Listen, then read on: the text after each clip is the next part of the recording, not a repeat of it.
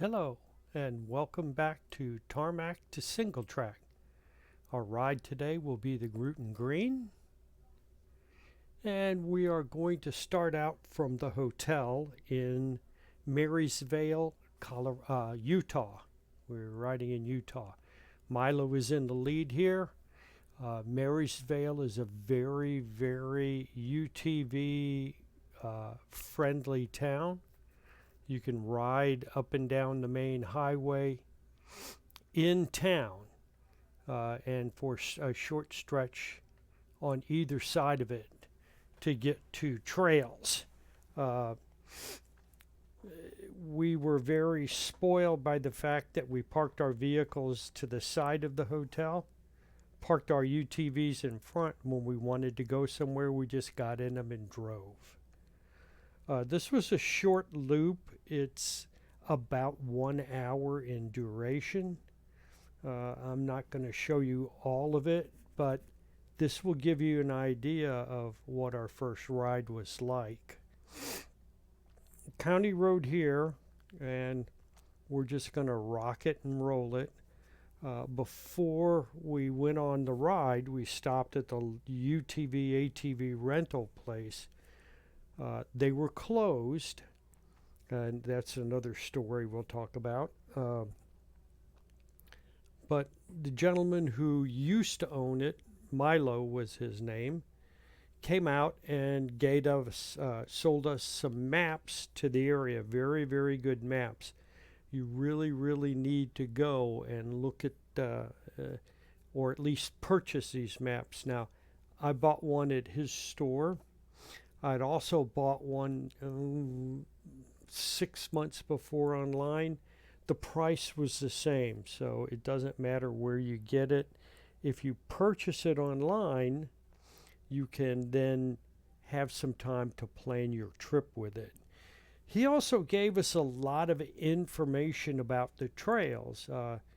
Come to find out, he was one of the starters of the Paiute Trails system, which, depending upon which website and what time, has approximately now 1,700 miles of trails that you can ride.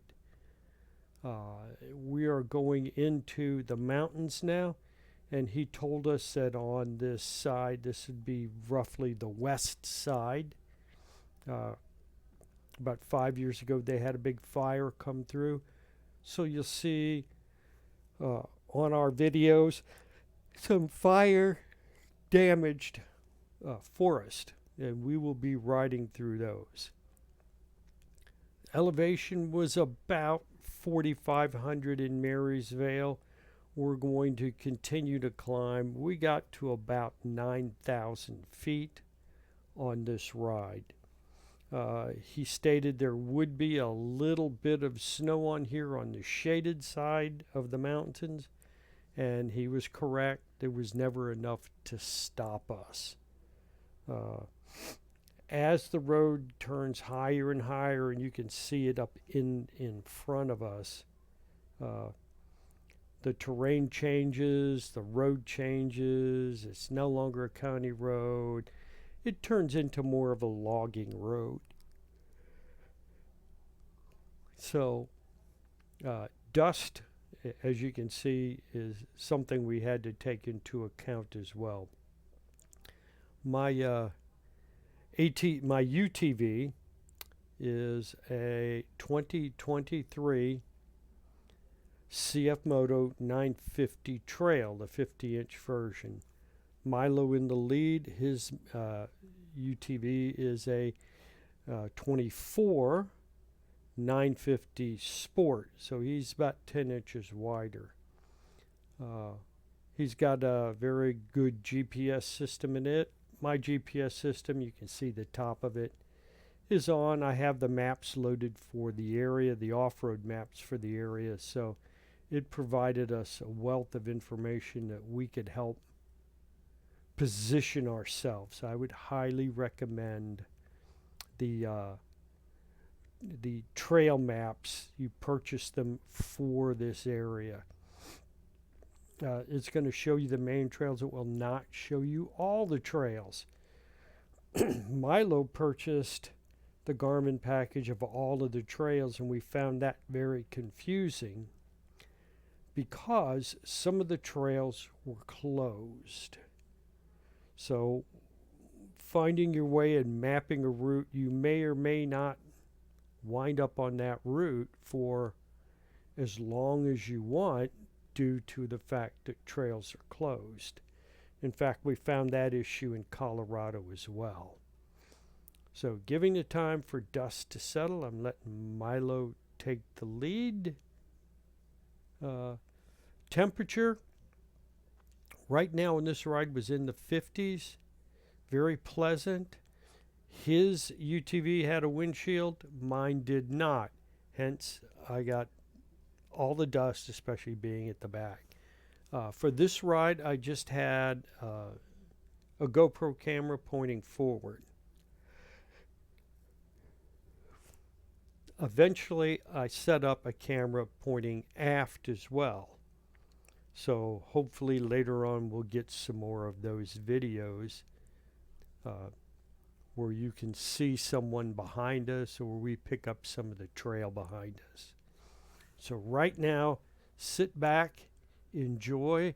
I'm going to put a little music on and we will go from there. I will talk more as the video progresses.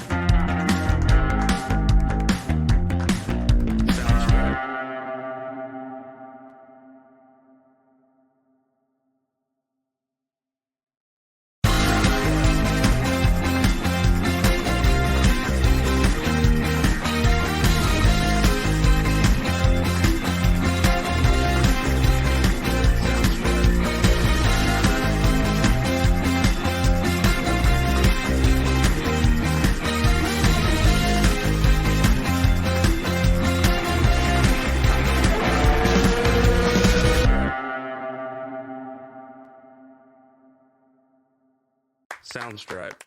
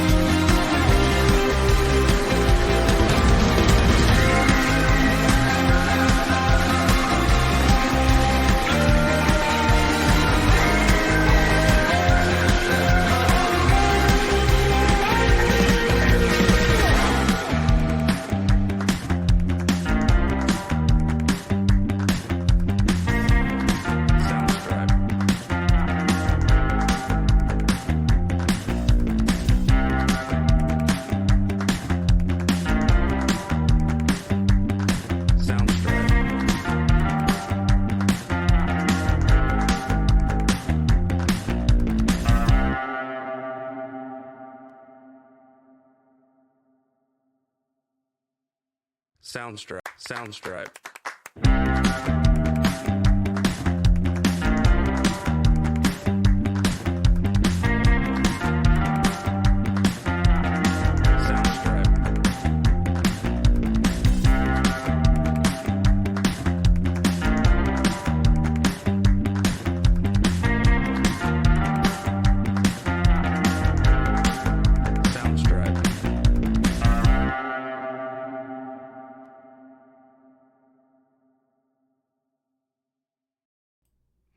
Well, I hope you enjoyed the music. Right now we are running down the opposite side of the mountain, or the downhill side we finished climbing. As you can see, we're in the shaded side, and you see all the snow that's packed up. So we rode this trail a week later, and the snow was almost gone, so it wasn't going to last long. Now we're coming up to a major turn here. We haven't had any water crossings until now, but now we're going to start seeing some. You see there's logging going on in the area and clearing of the area. You saw the burned out area, or at least part of it, that we drove through. Everything is going wonderful. We haven't seen anybody or anything so far this ride, and we won't until we get to the end of this trail. It's pretty interesting. This is probably the most interesting section. As you can see in the shaded part, there's snow here as well. We're going to start seeing some flowing water as well. So by all means, sit back. I'm going to put some more music on and enjoy the ride. Soundstripe.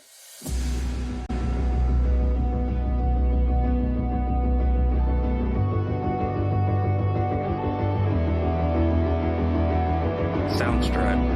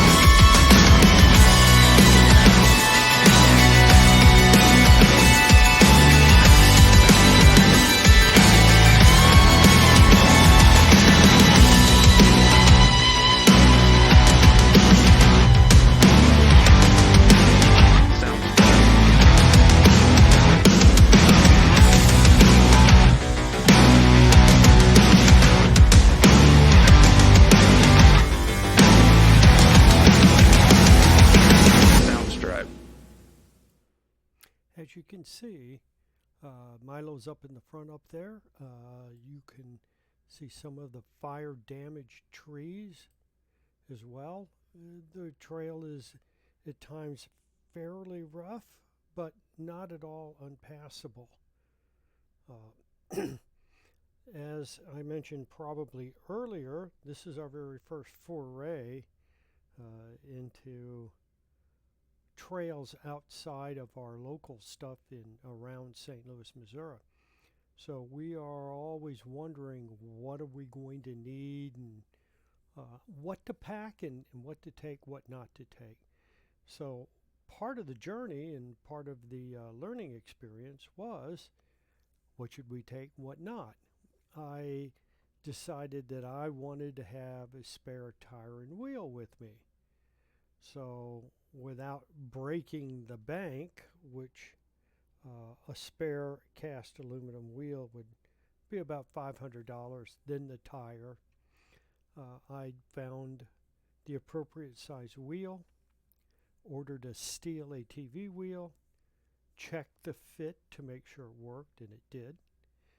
Bought a battery operated impact drive, packed some impact sockets, a small hydraulic jack to jack up the ATV, the UTV, and now we're able to change the tire. You should note, pick the smallest tire on your machine.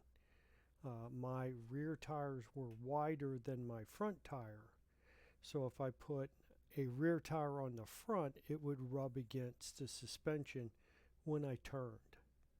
So be mindful of that. Also, we brought a whole bunch of equipment because we didn't know where the trails were going, what it would be like, how long it would be before we could get to some place to refuel and things like that.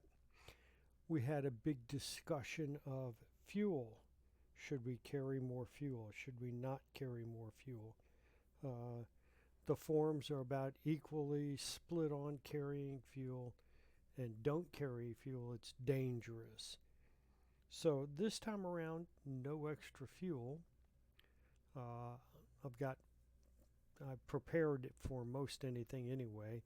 So I have 2 trauma kits that I have, my own GPS, probably enough tools to do most anything to the UTV that needed to be done, including changing to a spare belt that I brought. So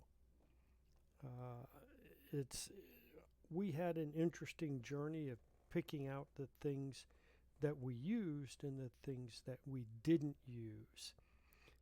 I'll make another video later on. It'll only be about a 5-minute video to show the things that we took and didn't use but will take again, the things we took and used, the things we took, didn't use, and won't be taking again unless there's a real reason for it.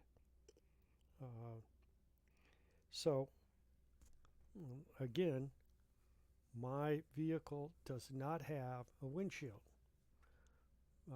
Trails like this, where you see there's not a lot of dust here, but later on there was a lot of dust. So, was a windshield good or bad? It's just different. I had a full face helmet on, an off-road helmet with a tinted visor and an inner visor that I could flip down. So keeping dust off of my face and out of my eyes was not an issue. It was also chillier. Milo was a lot warmer with his windshield in front of him. So you're going to have to make your own assessment as to what is better. Now, if I had a windshield, that doesn't mean that I couldn't have taken it off for a day or two to run it. We both had soft rear windshields, and neither one of us put them on the whole trip. So, again, you're going to have to make a determination whether you want to keep that a soft windshield or even a hard windshield on the back or not. My biggest reason for not running it is later on I'll be running a camera pointing rearward, and it gave us some very, very unique video. I really like the video. In the next video I have, we'll be showing you some of that video. So here goes Milo on the first river, our first little stream crossing. As you can see, not much of a challenge.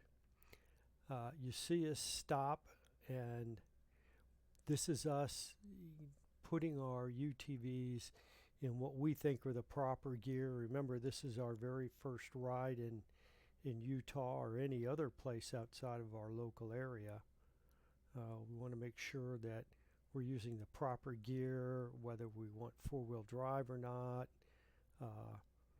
making sure that we're able to get across it fairly quickly, so there's no issue with being washed downstream, which there was not on any of these. But on your first time, when you don't know, you tend to be a little cautious. So here's the third one in fairly short time. Again, changing to the right gear, looking it over real quick and getting in the right gear. Four-wheel drive engaged or not. I don't think I used four-wheel drive on most of them. And then proceeding on to the next one. The trees around us now are live. So we've passed the burned out portion. Now there may have been, well, you can see burned out portion up on our right now. Again, they've come in and they look like they've taken a lot of time to kind of clean and pull the stuff, pull the old wood down, mulch it up, and make the forest ready to receive new trees. You do even see an occasional green tree up in that area, but you have to be a bit on the lookout for it.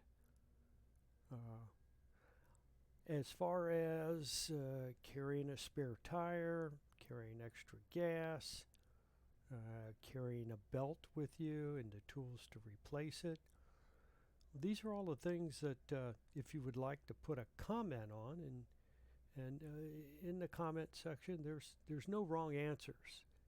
There's no wrong answers. With the two of us, we didn't need to take anything. We had more than enough capacity to get where we needed to be with two people. Even if we needed to leave the machine, one of the machines, out overnight, we could have done that and all got back to the hotel, been comfortable, and get the equipment we needed to repair the unit that was broken. So it was more of a trial run and getting acquainted and getting to know a feel of what we were comfortable carrying and what we weren't. So again, this is just all of the things that we think of, and I have reasons for wanting to carry a spare wheel. And to me, they're the right reasons. To anyone else, they're the wrong reasons, but please welcome to comment on right, wrong, good, bad, or indifferent in your opinion. Fuel. I don't think we were ever in trouble or low on fuel at any one time. Again, there were plenty of places to pick up fuel, and we could get to them. So it was good. And this one was a little bit trickier. It looked like the near end had washed out on the side, and there was potentially a fairly large drop. We didn't know how deep. I don't think it turned out to be very deep at all. As you can see, the trail is very nice now. We seem to be following this downward stream on the right. We've crisscrossed it several times, and it's fun. It was a very, very enjoyable ride. There is a little ways left in this video to drive to uh,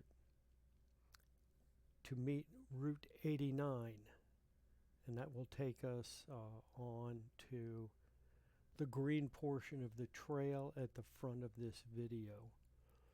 And I'll stop it there because I know that's probably long enough for people to sit and listen to somebody talk about it and watch it and listen to some of the music about it. And with that said, I will go ahead and kick on some more music.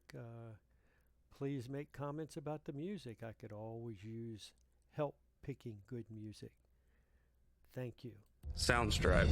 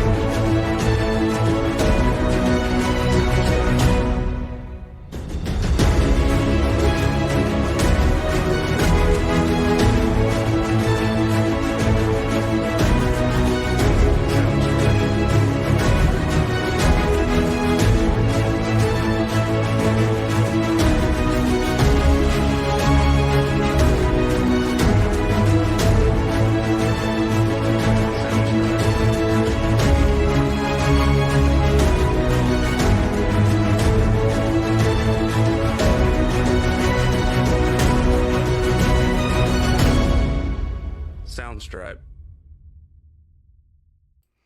I'm going to end this video here. What we're going into is we're going into an area where people live, and in a little while down there you'll see some of the homes, etc., on the sides. We are probably 1.5 miles from Route 89. There's one last thing I'd like to throw out there in question and see what people like. And do you keep communications with other people in your group that you ride with? If you do, what do you use to enable those communications? Both Milo and I have our our ham general license. So right now we're running some ICOM HT radios. There's plus and minuses to that. In our helmets, we also have intercoms. The negative thing about the intercoms is once you get out of line of sight, boom, they shut off.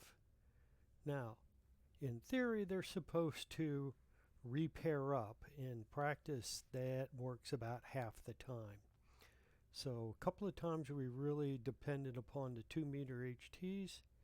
We're considering about putting 2-meter mobiles in. So interesting. Make a comment if you want on the type of communications you have if you run any in it.